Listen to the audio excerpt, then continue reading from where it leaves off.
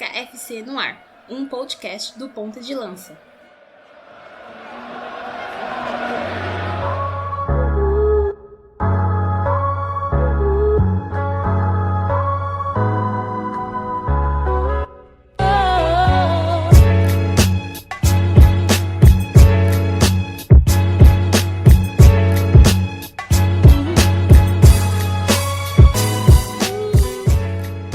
Salve galera, nós somos o projeto Ponta de Lança e nós chegamos já no nosso 6º episódio do Mama África FC em 2020. Eu sou o Luiz Fernando Filho, um dos membros do projeto, e hoje a nossa pauta é uma pauta muito interessante, muito discutida por nós em off e fora aqui do nosso podcast, que é a geração promissora de Angola. Inclusive, parte dela esteve aqui no Brasil durante o ano passado, durante o Mundial Sub-17, e a gente vai tentar aqui neste episódio desmembrar essa geração promissora de Angola, também fazendo aí um debate bastante aprofundado sobre a seleção de Angola num contexto geral. Antes da gente começar o nosso EP, eu peço para que vocês nos sigam lá no Medium, medium.com/pontadelanca, por onde a gente produz textos semanais, diários, né, sobre futebol e jogadores africanos. Então, para quem nos segue já no TT, lá no Twitter, no @pontalanca, quem quiser ver algum texto nosso que perdeu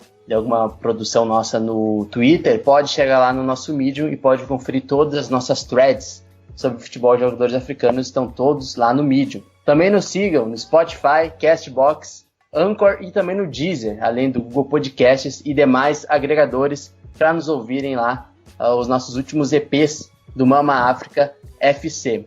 Eu tenho que lembrar que esse mês de maio é o mês que a gente completa um ano de projeto, é um mês muito importante, e então nós estamos perto aí do próximo dia 18 de completar 365 dias falando diariamente sobre futebol africano aqui no Brasil. E isso tem um valor muito importante para o nosso projeto, para quem a gente consegue alcançar também. Então, desde já, o nosso muito obrigado a todos vocês que nos seguem e fazem das nossas vozes e dos nossos textos também ecoar lá no continente mãe, né? O continente africano. Você confere agora a segunda parte da nossa conversa com o jornalista Luquene Lemos e o treinador da Academia de Futebol de Angola, Mário Catala, sobre o contexto da construção do futebol angolano ao longo do tempo e as perspectivas para o futuro dos Palancas Negras.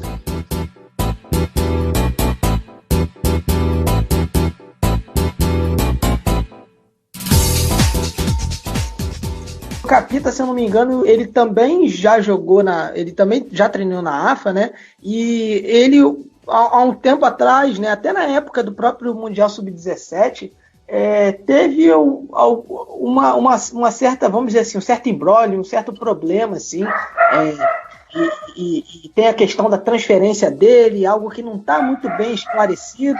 O que vocês podem contar aí dessa história do Capita, dessa transferência dele, dessa saída?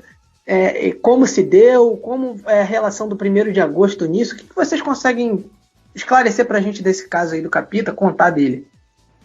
Em relação a essa situação do Capita, a sua formação inicial é feita na AFA.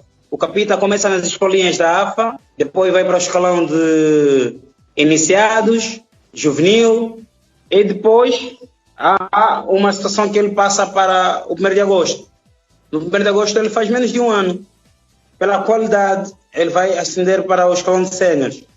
E precisamente no ano em que ele haveria de se estrear no campeonato principal, não é? Refiro-me no Girabola, aparece o interesse dos outros clubes a nível internacional. Visto que o 1º de agosto contava com o jogador, não foi fácil, o 1º de agosto não aceitou ceder o jogador. E o representante do Capita, não é? Aproveitando-se das normas jurídicas regidas pela FIFA, não é? Apresentou ao 1º de agosto a intenção do Capita, que já era continuar no clube, mas sem representar uma outra equipa. E com isso, o 1º de agosto simplesmente disse que não estava de acordo. Enquanto o Capita fosse jogador do 1º de agosto e tivesse a viver aquele problema, o menino não comparecia nos treinos. A minha opinião a nível técnico é que não era benéfico o Capita, como jogador, ficar sem treinar. O importante é que deveria se resolver o problema e ele devia voltar a treinar o mais rápido possível. ficou alguns tempos fora dos campos, sem poder treinar, sem jogar, etc, etc. Mas depois a situação foi resolvida. O Capita foi para Portugal. O clube agora esqueci. Me lembra do clube, Lucan? Se bem me lembro, foi para o Trofense. Trofense, acho que é isso. Obrigado. Exatamente. Foi para o Trofense de Portugal. A transferência para o Trofense de Portugal, exatamente. Obrigado. E passado algum tempo começou a jogar. Mais tarde, recebemos a resposta da FIFA e a informação que chegou aqui em Angola de que o 1º de agosto ganhou a razão do tribunal e de que o Capita teria que pagar 200 milhões de kwanzas ao 1º de agosto.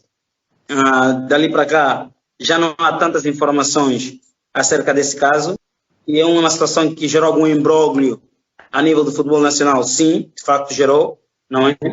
Porque estávamos a falar de um jogador promissor, um jogador cuja formação também era questionável, não é? Porque ele começa na AVA e ainda na fase de formação vai para o 1º de agosto e é precisamente nessa oportunidade que ele tem de ascender a equipe sénior. Ele, inclusive, ascendeu. O 1º de agosto estava a contar com ele para esta época. Estava inscrito e foi convocado para um dos jogos que não chegou a comparecer, não chegou a realizar, não chegou a fazer nenhum jogo oficial pela equipa A do 1º de agosto.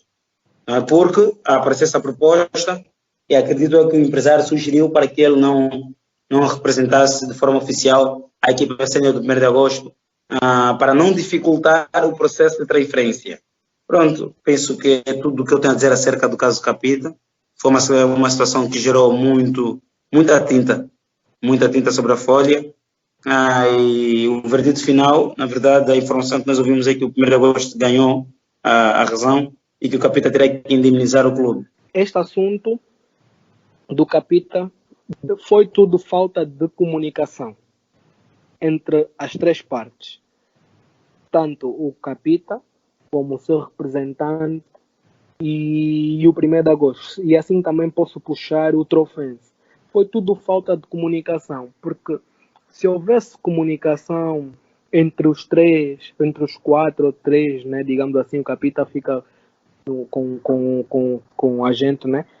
Se houvesse de facto comunicação, esse assunto seria gerido de outra maneira, porque na fase em que se instaurou esse problema foi uma fase em que o Capita ia representar a seleção nacional, porque a transferência que ele tinha para o Trofense não podia, ao meu ver, não podia afetar a sua participação na seleção nacional. Porque, se formos a ver, aquilo foi um problema que não devia ter gerado as repercussões que teve. Porque o clube, apesar de ter a sua razão, né, como foi determinado no final, não havia, ao meu ver, motivos para que o jogador não representasse a seleção nacional. Agora, se o clube quis castigar o jogador, o rigor e etc., tudo muito bem, é o clube, eles acham que deviam agir assim, mas na minha opinião o Capita tinha todo o direito de seguir e representar a seleção, porque eu acho que nenhum clube pode proibir o atleta de representar a sua seleção nacional. Acho que isto é um ponto muito importante. Uma coisa é o Capita viajar para Portugal e assinar o contrato com o Trofense. Outra coisa é o Capita viajar com a seleção para ir jogar o Mundial Sub-17. Então acho que nenhum clube tem o direito de dizer num jogador que tu não podes representar a seleção, estás castigado porque tu querias fazer isso e não podias. Eu acho que o meu ponto de vista é esse. O clube, naquele momento, tinha que ter deixado o jogador ir participar no Mundial e depois resolviam o litígio que eles tinham, né? Porque agora, criar aquele problema mostra que de ambos os lados não houve comunicação e não há respeito um pelo outro. Quer dizer, o agente diz uma coisa, o clube diz outra e todo mundo passa por cima do outro, então isso não é benéfico para o nosso futebol. Por isso é que eu também toquei nos agentes. O agente do Capita é assim, nós, inclusive, eu vou usar uma frase que eu gostei, né, que o Mário deu-me uma dica ontem, é que a pressa de fazer craques atrapalha o talento. Então, eu introduzo essa frase no seguinte: o agente do Capita, achando que o Capita tem muito talento, ele tem pressa de metê-lo na Europa. E essa pressa de lhe meter na Europa matou um pouquinho a carreira do Capita. Porque hoje quase não se fala do Capita. Ninguém praticamente sabe do que é feito do Capita. Se está a jogar realmente, se está a fazer o que, ninguém sabe.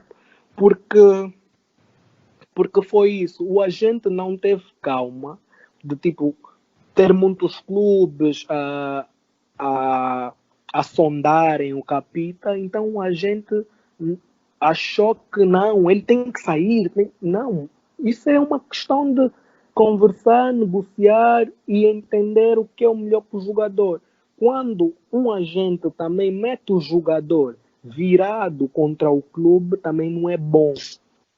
Isso também não é bom. Então eu acho que também faz todo sentido voltar a tocar no que eu já tinha dito sobre os agentes desportivos que têm um papel preponderante naquilo que também é, digamos, a essência daquilo que o jogador vai viver para a carreira dele. É um guia, o agente é um guia.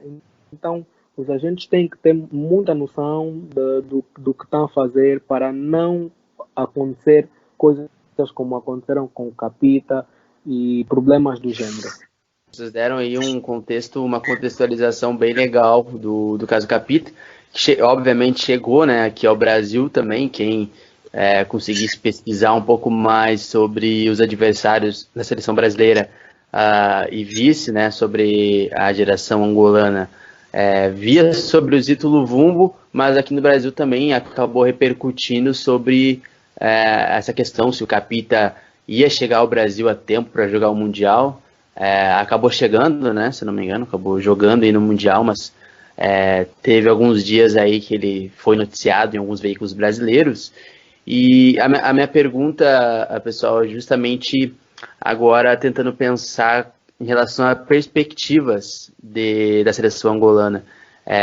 O Mário Catala, ele falou algo interessante também, que foi sobre a questão dessa seleção sub-17. Não necessariamente boa parte dela esteja pronta para assumir, né, uma seleção nacional, ainda mais a nível do continente africano, né, que se tem partidas muito duras ali, de qualificatórias para a CAN, qualificatórias para a Copa do Mundo, e eu imagino que não deva ser fácil para jogadores ainda jovens, né, assumir essa responsabilidade. A minha pergunta é o seguinte, a pergunta é para os dois, tanto para o Mário Catala quanto para o Luquene. Quais são as perspectivas para a seleção angolana nesses próximos meses, anos? Agora, com a questão do coronavírus, fica difícil da gente imaginar algo, mas como vocês veem essa mescla dessa geração sub-17 que logo se tornará sub-20 e a incrementação, a inclusão de alguns jogadores como Zito na seleção angolana, que já tem o Sondala, Elenilson, enfim, como vocês veem o futuro da seleção angolana para os próximos anos e até já pensando nas qualificatórias para a CAN e até um pouco mais à frente ali a Copa do Mundo?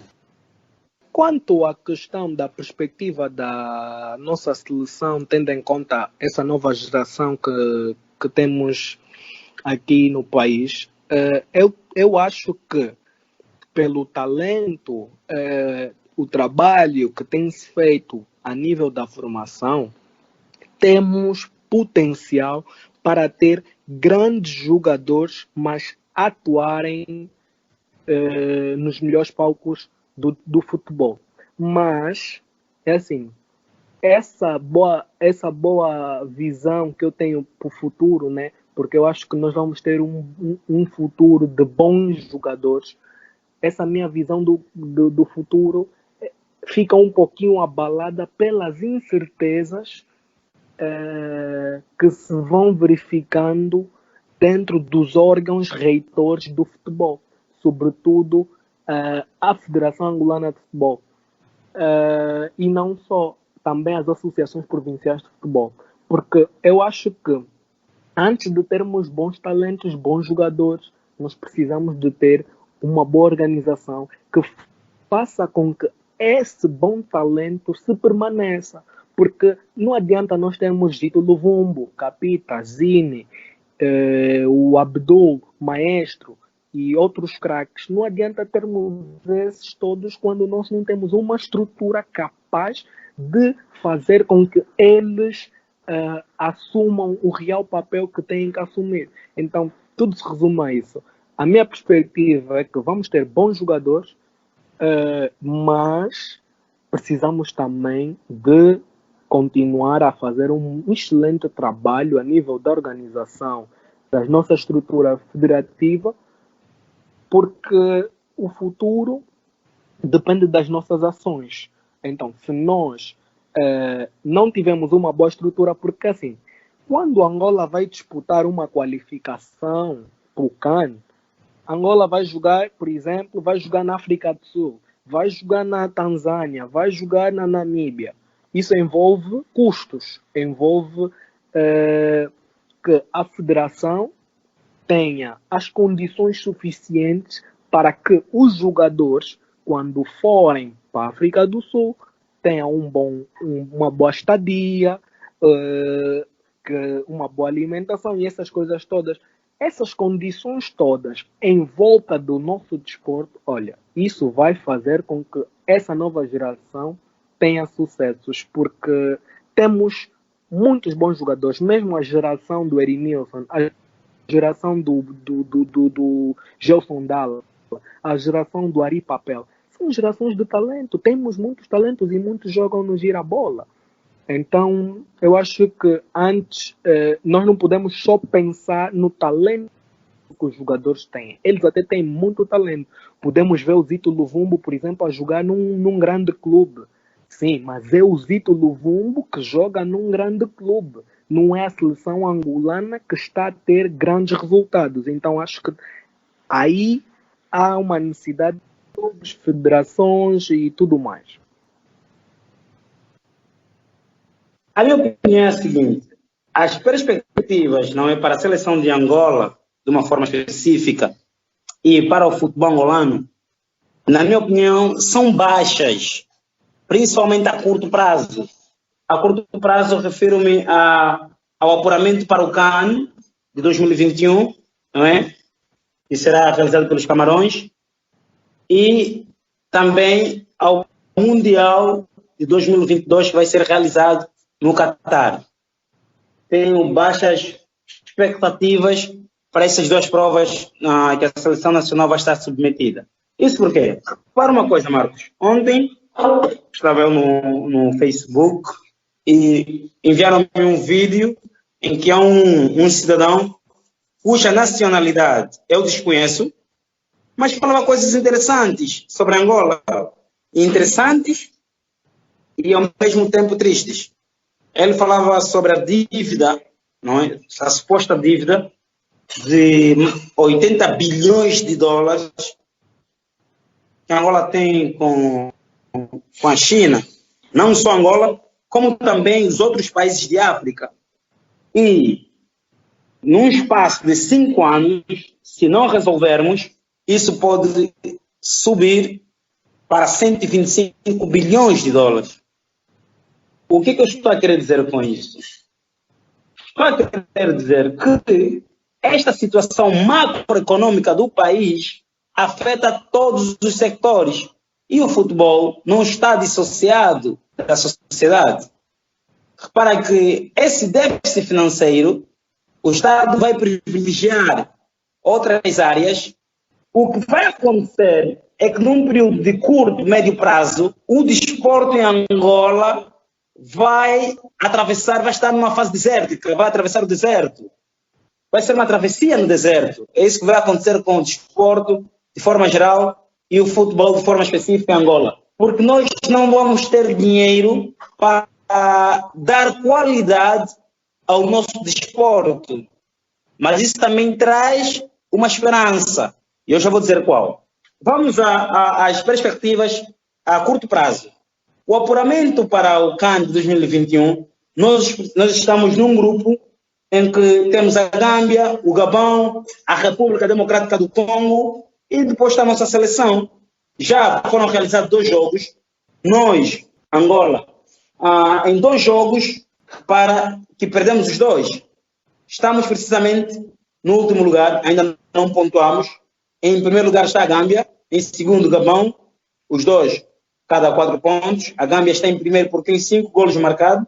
Em terceiro lugar está a República Democrática do Congo, com 2 pontos. E em último está Angola.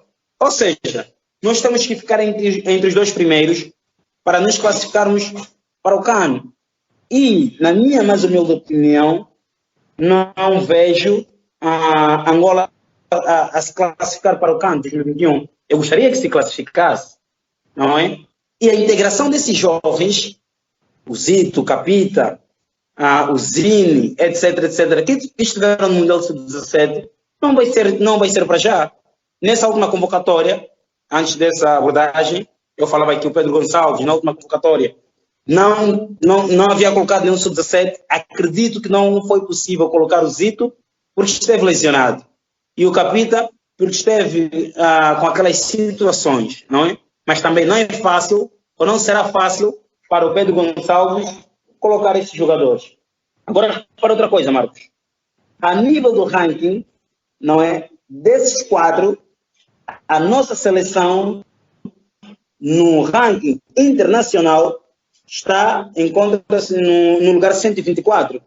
Abaixo do Congo, o Congo está no ranking internacional em 56º. O Gabão, 83º. A Gâmbia, pior de todos, está no lugar 156. Mas é precisamente a Gâmbia que está em primeiro no grupo. Não é? E se formos já ver a nível do ranking da CAF, a Angola é a 32ª seleção, ou seja, está no 32º lugar. A melhor seleção neste grupo, a nível do ranking, é o Congo, está em 10º.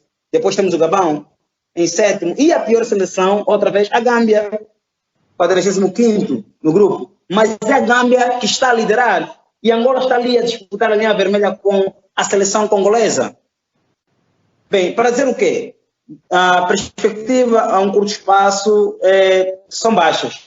Para o Mundial, nós estamos num grupo com o Egito, Gabão, a Líbia e depois está a nossa seleção. A nível do ranking mundial, nós estamos no lugar, já falei, 124, a Líbia está no lugar 101, Egito, 51º e o Gabão, 83º. Então, nesta lista, a nossa seleção, estatisticamente, é a pior. E estamos a falar de 40 seleções subdivididas, acredito que 8 grupos, tenho que ver bem isso, em que cada grupo vai passar por uma seleção. Depois, né, vai ter uma segunda fase em que vai se jogar a 2 voltas. Todos os primeiros classificados vão jogar a 2 voltas e vão passar os 5 ou 6 melhores no Mundial 2022 no Catar. Entretanto, num curto espaço, Angola não vai ter hipótese. Dificilmente vamos ao CAN, dificilmente iremos também ao Mundial. E num programa televisivo, que normalmente eu faço parte, faço a publicidade, que é o Domingo Desportivo, realizado pela Televisão Pública de Angola, aos domingos, às 21 horas, eu puseram uma questão idêntica a esta. Eu disse, nós temos que estar já a pensar no Mundial de 2026. Começar a trabalhar agora para o Mundial de 2026 e estarmos conscientes de que temos poucos recursos financeiros. E não vai ser a médio prazo que o governo vai disponibilizar tanta verba como noutrora. Nós vamos ter que aprender a fazer futebol com pouco dinheiro.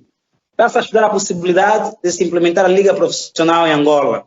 Se querem saber a minha opinião, eu sou a favor da Liga Profissional. E esta Liga tem que ser restrita aos clubes que apresentam condições mínimas. Por que eu digo isso, Marcos? Porque aqui em Angola, no nosso Girabola, ainda há equipas a descerem de divisão por falta de condições financeiras. Há equipas a perderem por falta de comparência, por falta de condições financeiras e materiais. há jogos Pode ser a com o começarem 1º de maio, né, Mário? Obrigado, Marco. Há jogos a começarem atrasado, porque a equipa tal chegou atrasada. Há jogos a serem adiados, como o Luquene dizia bem, por situações organizacionais e problemas de base, vão retirando a esperança do nosso futebol. Então, eu penso que num período médio, ou num período curto, médio prazo, as expectativas são baixas. Por mais que a gente tente fazer algumas estratégias para integrar estes jovens, vão encontrar a base quase que deficiente. E, se formos analisar nos jogadores que tivemos nos sub-17, os grandes destaques foram os avançados. Refiro-me ao Capita, refiro-me ao Maestro, que era um médio, refiro-me ao próprio Zito. São jogadores, digamos assim, da linha da frente. Porque uma seleção não é só feita da linha da frente, nós estamos a falar num todo. Temos que nos preocupar com a baliza. Como é que estivemos a nível dos guarda-redes? Como é que está a formação dos guarda-redes em Angola? Como é que está a formação dos centrais, dos médios e dos avançados em Angola? E depois, Luquene, falaste sobre a transferência do jogador africano para a Europa de forma geral. Eu tenho uma opinião diferente relativamente a este ponto. Eu sou da opinião, e visto que o jogador africano tem a sua forma própria de ser, de estar em campo, nós temos que primeiro potencializar nossos campeonatos e depois encorajar o desportista a continuar no seu próprio país. Nós temos que melhorar o nosso campeonato a nível interno, a nível nacional, melhorar o campeonato a nível africano, refiro-me à Liga dos Campeões de África, refiro-me à Taça das Confederações de África. Nós temos que apetrechar os nossos campeonatos, pagar bem os jogadores, fazer com que eles sintam-se valorizados a nível de África, para que eles fiquem aqui. Por exemplo, Marcos, assim, abrindo uma visão a nível de África, repara que normalmente os jogadores que ganham o título de jogador africano, eles nem atuam em África. Penso que o último foi o Sadio Mané. O Sadio Mané não foi conhecido por jogar em África.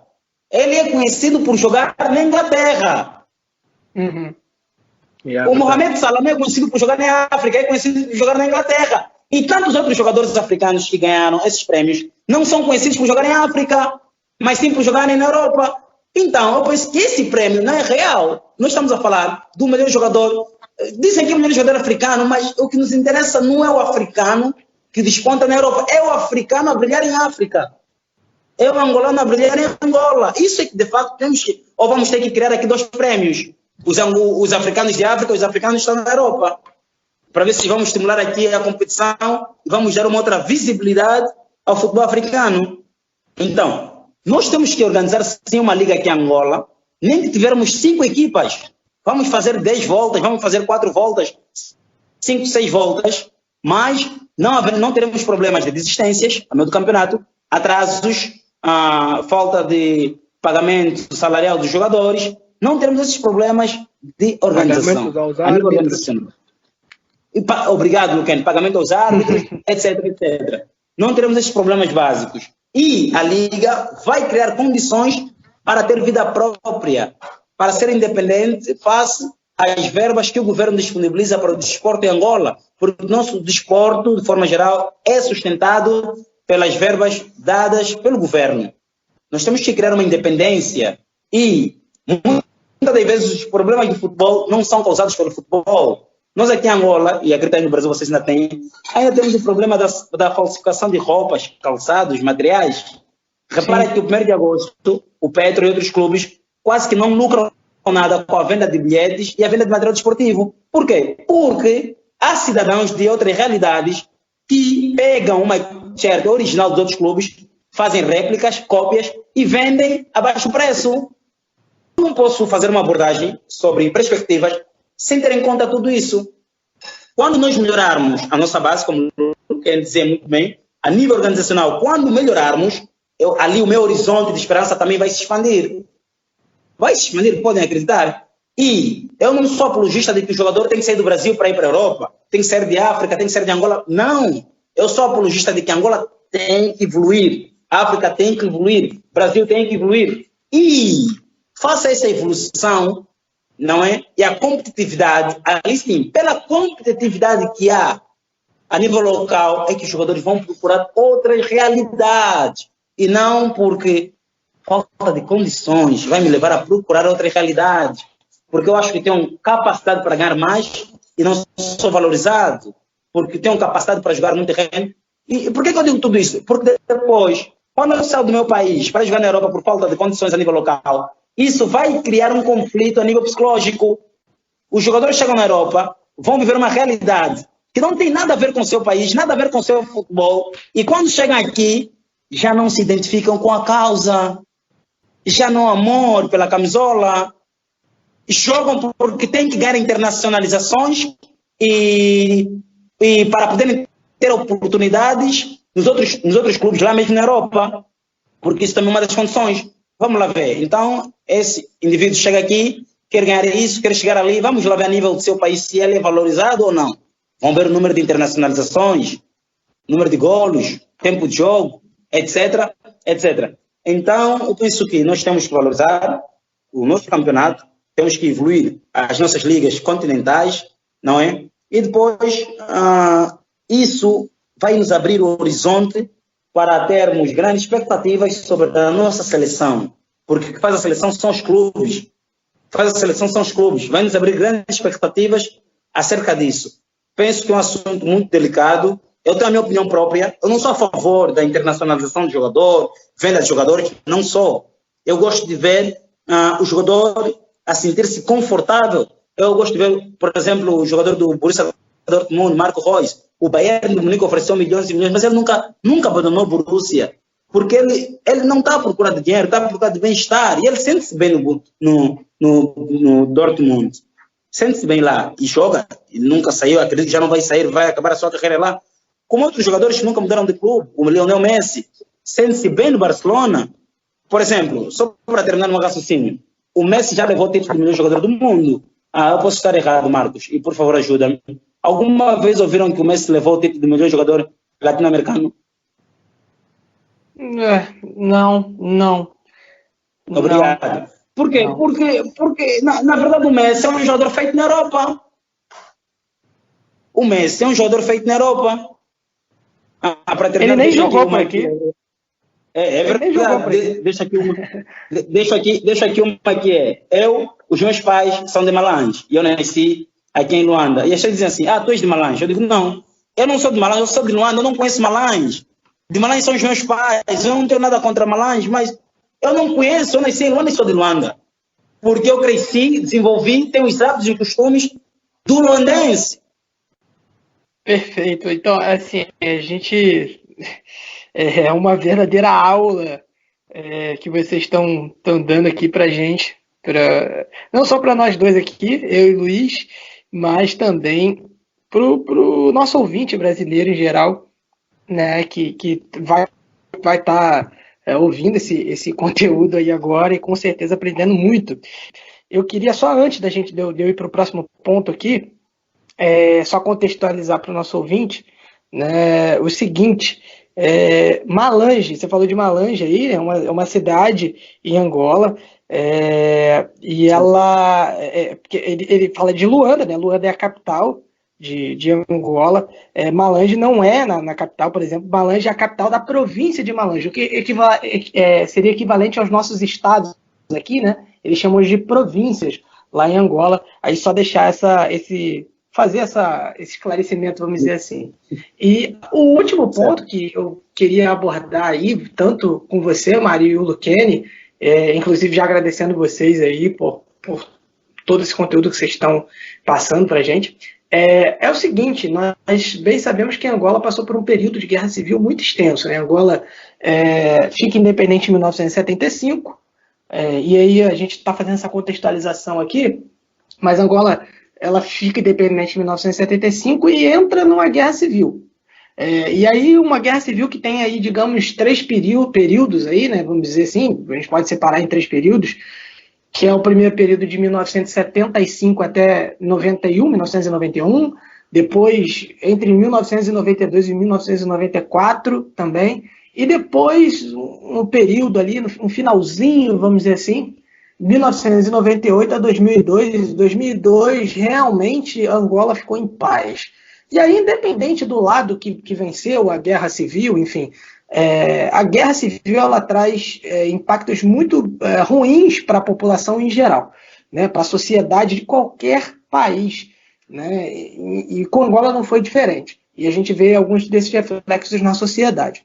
Eu cheguei em Angola em 2017, às vésperas da eleição, né, em que o João Lourenço foi eleito, e havia um clima ainda assim de tensão nas eleições. Eu me lembro que eu fiquei uma semana dentro de casa, né, a gente está agora na quarentena por causa da Covid-19, mas eu fiquei dentro de casa por causa das eleições, né, no trabalho. Falaram, a gente não vai, muitas empresas não abriram, muitas atividades foram canceladas no país por causa das eleições, por questões de segurança.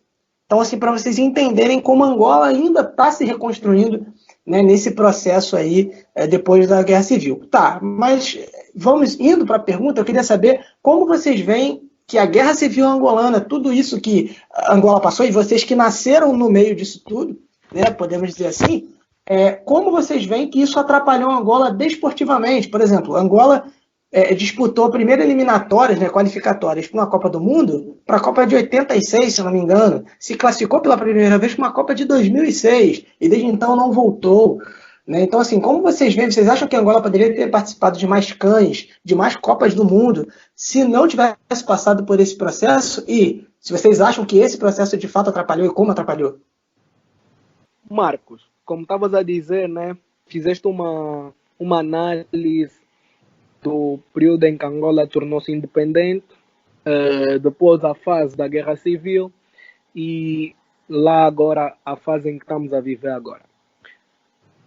Quando Angola tornou-se independente, Angola virou-se para uma política alinhada ao Partido Único. Essa expressão Partido Único vem do facto de que apenas um partido é que exercia de forma, digamos, autoritária, digamos assim, o governo, porque não havia o multipartidarismo, nem era um Estado considerado democrático, até porque não era a República Democrática de Angola, era considerada a República Popular de Angola, porque ali vivia-se o slogan de que o MPLA é o povo e o povo é o MPLA. Nessa altura, Angola viveu também um bom período desportivo.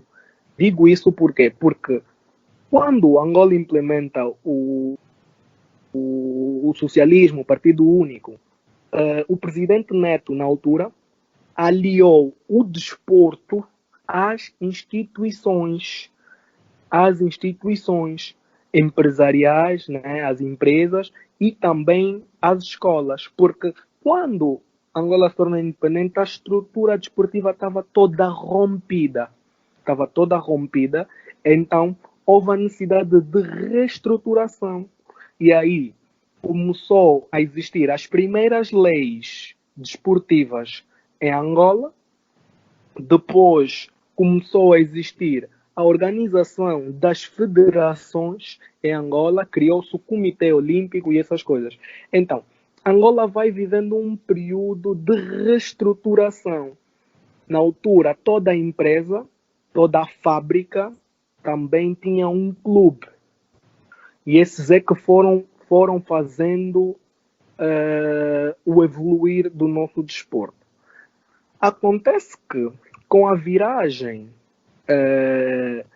como nós chamamos a Segunda República, né, com a viragem do sistema angolano, sistema político angolano, do Partido Único para o multipartidarismo, aí acontece que o Estado deixou de ser muito intervencionista no desporto, deixando mais para o lado, como é que eu posso dizer?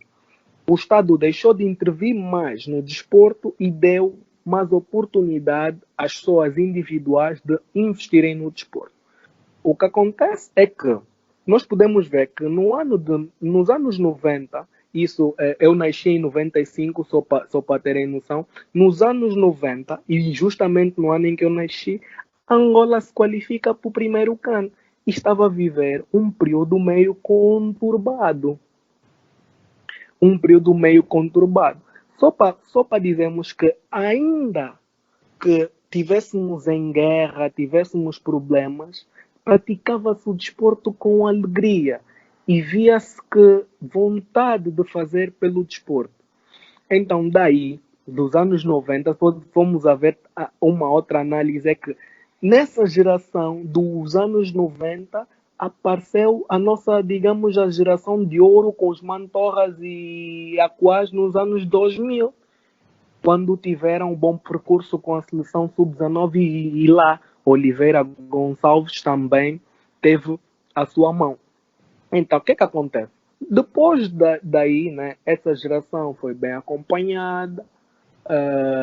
Angola sempre à procura das melhores condições para que o desporto esteja melhor enquadrado. Lá conseguimos a nossa grande qualificação para o Mundial. E se formos a ver, daí Angola continuou também sempre a subir, porque nós não deixamos, fomos a ver, nós fomos ao Mundial em 2006, desculpa, e realizamos o CAN em 2010. Quer dizer que houve um bom trabalho para que Angola conseguisse chegar até onde chegou, de organizar, por exemplo, um CAN. O que acontece é que, pós 2010, Angola vai vivendo um período muito conturbado, fruto dos problemas macroeconômicos, como o Mário já tinha adiantado nos outros painéis. E este problema macroeconômico e também com a visão dos oportunistas, né, foi fazendo com que o nosso desporto deixasse e perdesse qualidade. Porque fomos a ver, a guerra sim afetou muitas partes do nosso país, inclusive o desporto, mas ainda assim Angola deu um grande salto. Nós mostramos ao mundo que nós estamos aqui, passamos essa fase difícil, mas nós estamos aqui. Nós temos bons jogadores, temos talento e nós vamos fazer pelo nosso futebol e vamos dar cartadas. Mas só que depois de 2010, Angola perdeu muita credibilidade. Fomos perdendo muita credibilidade. Fomos a ver, se eu tiver errado, o Mário corrige-me, porque agora não tenho em mente os anos, mas sei que no período 2000 a 2010, nós tivemos o Petro de Luanda, o 1º de agosto, mas sobretudo o Petro de Luanda a fazer bons resultados a nível da Liga dos Campeões, com a geração Gilberto, antes do Gilberto e Flávio irem para o Alali. Nós tivemos o Petro a disputar semifinal acho que era semifinal da Champions ou da CAF, Mário. Não sei se estou confuso agora qual era a competição. Mas é mesmo da Liga dos Campeões. Da Liga dos Campeões. Nós tivemos. Certo. Tivemos o Petro lá. E agora, recentemente, tivemos o 1º de agosto, que foi eliminado com Esperance de Tunis. Mas é só para vermos que o desporto angolano sempre esteve lá. E tem tudo para estar lá. Mas só que hoje, infelizmente, nós não temos uma base e os nossos clubes deixaram de participar. Porque fomos perdendo a hegemonia. Nossos clubes deixaram de participar, a Angola perdeu o lugar dos rankings, mas agora nós subimos. Nosso ranking subiu e vamos lá ver. Oxalá que os clubes consigam participar, por exemplo, agora na Taça CAF, o Sagrada Esperança, o Inter e o Bravos do Maquis, porque também, verdade seja dita, o ano passado o Desportivo da Huila não foi à Taça CAF porque não tinha dinheiro para sustentar a competição. Isso é mau. Então, nós podemos resumir que muitos dos problemas vividos no nosso desporto, sobretudo o futebol, é fruto da economia, fruto das finanças que não têm sido favoráveis e só está assim, as finanças só estão assim pela má gestão, porque em termos de talento e essas coisas todas, nós temos poderio para estar em cima. Só outro ponto para finalizar. Angola, quando foi para o Mundial a primeira vez, em 2006, como o Marcos disse, mas Angola só foi uma vez, podia ir mais vezes. Um ponto, Marco, por exemplo, a Costa do Marfim, o primeiro Mundial que a Costa do Marfim também teve foi em 2006. Antes disso, a Costa do Marfim nunca tinha ido em nenhum Mundial. Então, é só para nós vermos que não se trata só da guerra. Foram vários fatores que influenciaram. E Angola poderia ir a outros mundiais, mas infelizmente não tivemos capacidade organizativa suficiente para chegar lá. A verdade é esta. Lucane, eu penso que com a tua exposição acabei também aprendendo muito. E fiquei aqui com a seguinte: a guerra afetou sim, mas demos um grande salto a nível do desporto. Isso é interessante. E repara que ao ouvir isso, eu penso, durante a guerra, o país produziu os melhores resultados a nível do desporto. A nível desportivo, produzimos os melhores resultados. Por exemplo, no atletismo tivemos o Saiovo, no boxe tivemos os melhores resultados a nível de basquetebol, conseguimos um Mundial Sub-20, com a geração do Mantorras, etc. Tivemos também uma geração que conseguiu a qualificação para o Mundial de 2006. Ou seja, é quando nós estamos a viver essa guerra civil, essa guerra interna, não é? Depois da independência, estávamos a ver essa guerra interna, que nós também conseguimos, digamos assim, os melhores resultados. Isso me remete à seguinte reflexão. Nessa altura, o país, a nível de produtos minerais, produtos naturais, nós tínhamos, e era um momento em que os outros países quase que não tinham petróleo, e também faltava algum recurso mineral, e aproveitavam vir buscar aqui Angola. E reza a história que já houve muitas situações de países de outros contextos a financiarem mesmo a guerra aqui em troca dos bens. Ou seja, a guerra civil foi alimentada por outros povos para se beneficiarem daquilo que o país tinha. Então, é uma altura em que não havia um grande controle, não havia um grande ajuste de contas, e mesmo o desporto, como as outras atividades, recebiam muito dinheiro e não prestavam contas. Então, vimos clubes aparecerem, a fazerem boas participações, a irem nas competições africanas, etc. Mas também não apresentavam contas. O dinheiro que o Estado depositava, o dinheiro que cada clube recebia, falaste muito bem sobre as instituições, não é? Todo esse dinheiro bancava-se e ninguém apresentava contas. Só que agora chegamos num momento em que os outros países, por exemplo, a nível do petróleo, já têm o suficiente, já não estão a comprar tanto petróleo, por isso é que o preço do barril baixou substancialmente. Aí isso vai também acarretando alguma dificuldade, porque durante muito tempo nós vivemos da produção e da venda de petróleo, não é? Agora estamos a tentar massificar, estamos a tentar diversificar a economia, mas estamos no princípio desse processo e durante algum tempo estamos com baixas expectativas em relação à macroeconomia nacional.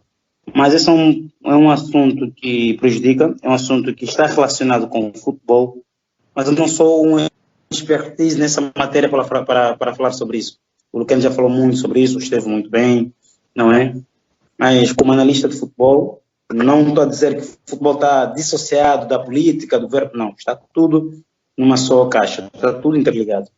A minha opinião é a seguinte: a guerra afetou, o Lucane já disse muito bem, a guerra afetou os contras, mas é possível nós fazer um futebol, um desporto diferente, pois é possível nós colocar os pés bem assentes no chão e dizer assim, com o que nós temos, com aquilo que nós somos, que tipo de desporto nós podemos fazer? Profissional ou amador? Se for para fazer profissional, vamos fazer um desporto provincial ou regional. Ou seja, temos que fazer aqui um monte de reflexões, porque nós temos 18 províncias, mas o futebol não se joga nas 18 províncias de Angola. Eu acredito que ainda há províncias que não sonham em ter o futebol.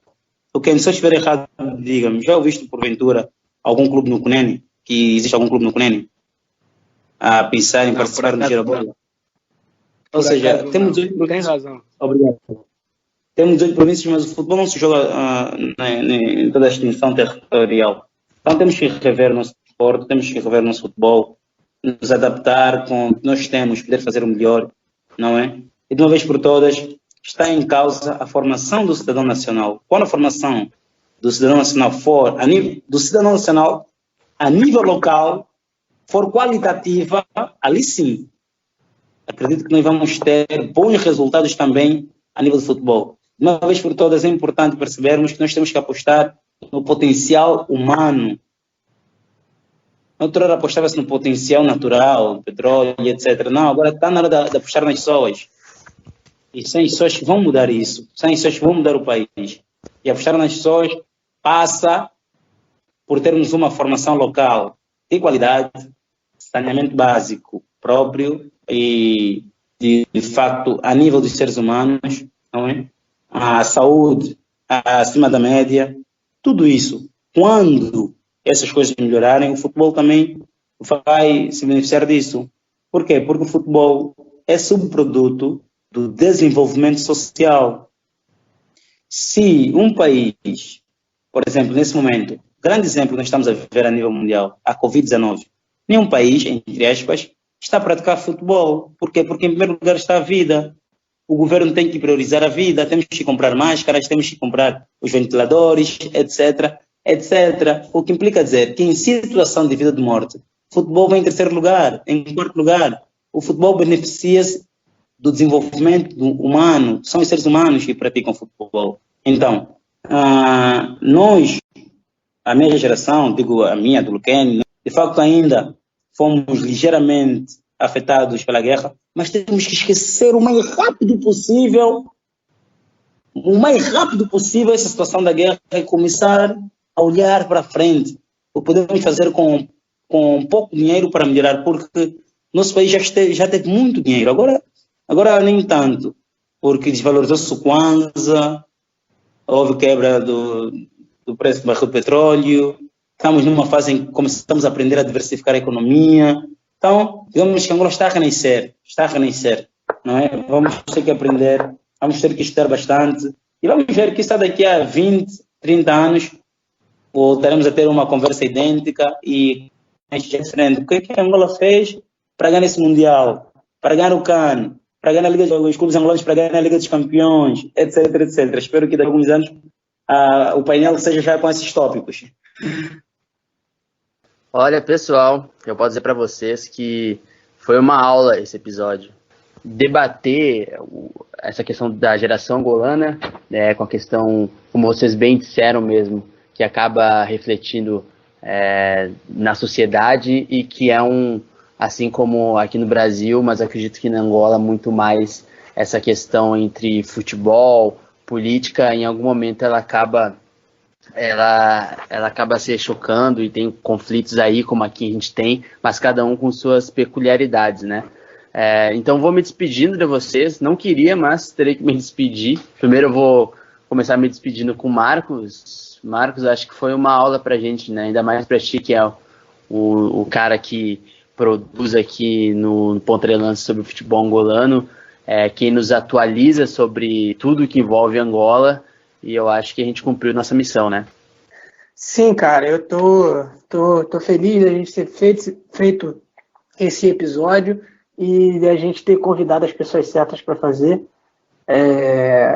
Obrigado a quem ouviu até aqui, a quem esteve conosco nesses episódios, né? E, enfim, é bom, né, que as pessoas vejam o quão complexo é o continente africano, o complexo é Angola, o quanto de história tem, o quanto de história rica tem, o quanto de contribuição, entendimento, inteligência sobre esporte Angola pode nos oferecer, né? Enfim, e nos ajudar a refletir sobre a nossa própria realidade aqui no Brasil, com relação ao esporte, com relação à estrutura. Muitos dos problemas que tanto o Luquene quanto o Mário apontaram aí são problemas que a gente também deveria debater aqui no Brasil com mais profundidade, né? Enfim, atentar para essas questões. Então fica aí essa aula que a gente teve, agradecer os dois que estão até tarde da noite lá em Angola, né, no caso com a gente aí, essa gravação, e pedir, né, para que vocês continuem seguindo a gente aí nas redes sociais, nas produções que a gente tem feito, falando conosco, sugerindo pautas também, estamos abertos aí, e acompanhe a gente nesse aniversário, esse mês de aniversário aí, que vem muita coisa boa, muita coisa interessante, muita novidade pintando aí, para os nossos pontas de lança. Beleza, galera? Então, um grande abraço e agradecimento aí ao Luquene e ao Mário, e nós nos vemos aí num próximo episódio. Ô, Luquene, tu tem algum agradecimento especial para se despedir desse episódio? Já te agradecemos novamente, e a gente sempre fala, né? Quem participa aqui do nosso podcast já está, obviamente, automaticamente convidado para participar de outros. A gente produz textos também, então seja muito bem-vindo quando quiser, Luquene. Muito obrigado a vocês. É um carinho imenso que acabo por ter por vocês, porque ser convidado para abordar temas sobre esses para uma realidade, né, diferente da nossa, que é a brasileira, é um privilégio, né? Então, eu agradeço a vocês e também agradeço, né, ao Mário, né, por ter aceito o convite, né? E espero estar com vocês nos outros podcasts, porque a malta está aqui e vai colaborar sempre, né? É de futebol que a malta ama. Perfeito, Luquene, muito obrigado. E para o Mário Catala é uma honra também para a gente poder contar com um profissional desse nível. Eu acredito que esse episódio, para quem está ouvindo, vai servir bastante, principalmente aqui para o pessoal do Brasil, para olhar também para os profissionais que fazem futebol dentro do continente angolano, e que eu não tenho sombra de dúvidas que nos próximos anos, as próximas gerações terão sim referências como o Mário Catala também, que acaba contribuindo com o futebol do país, e a gente aqui do Ponta de Lança só agradece, cara. Muito obrigado pela participação. Muito obrigado mesmo, obrigado pelo convite, foi uma honra da minha parte de partilhar com vocês algumas dúvidas também que eu tenho aqui sobre o desporto em Angola, e penso que nesse painel, mais do que ensinar, acabei também por aprender muito e saiu mais rico do que comecei. Obrigado e estou aberto e disponível para futuros convites.